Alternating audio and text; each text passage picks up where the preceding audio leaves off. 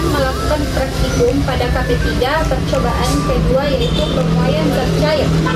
Adapun alat dan bahannya yaitu pertama ada baskom yang berisi air panas, 2 lilin mainan, sedotan, botol, pewarna makanan, dan air.